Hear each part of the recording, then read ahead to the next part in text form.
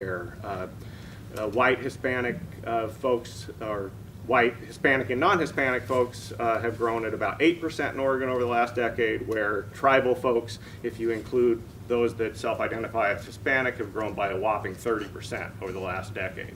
So what's going on, right? Some of it is fundamental population growth like we're used to, insofar as tribal communities tend to not have as big of a baby boom or bulge.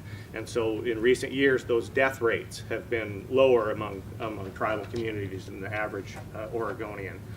But that said, a lot of it is coming from folks who are now identifying with the tribe who weren't previously.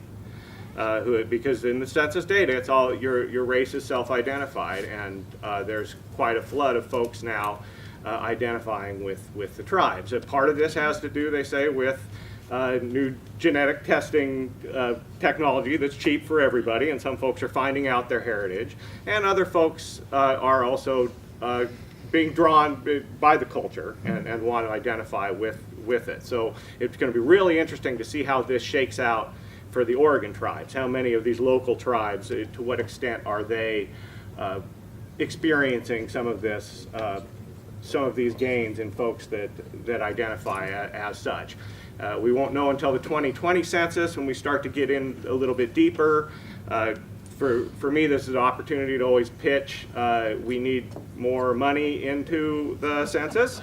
In the 2010 round of it, Oregon kind of got beat up by other states in terms of other states putting more resources into trying to find their difficult to measure populations, which turns into millions of federal dollars in the end if you can identify some of these hard to reach populations, which the census does. And given that we're in a world with a federal war on knowledge right now, it would probably be the state funding for this would probably be even more important than ever.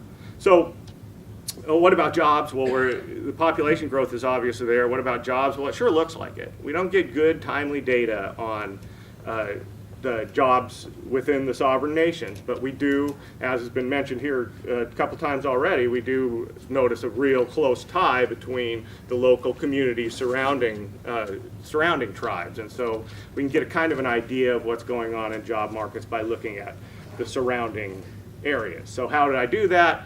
I define a tribal county in Oregon as one where you have more than 1 out of 40 of your residents are self-identify as being members of a tribe. And so looking at that, our tribal counties are doing quite well. Over the last 2 years, these tribal counties have averaged 2.5% year-over-year employment gains, which is about as good as it gets. These aren't our high-flying counties in Oregon when we're talking about Sherman County and Lincoln County and Wasco and whatnot. These aren't necessarily always our fastest growers, but we certainly have seen a lot. Well above not just the national average for rural areas, but the overall national average as well. And so this is encouraging, and we've seen a ton of diversification starting to happen, some really interesting manufacturing going on and transportation projects with these tribes. We have maritime stuff, we have drone testing on the reservations, all sorts of things, and the clean energy, and all sorts of things that are really opening up more diversity and a broader economic base.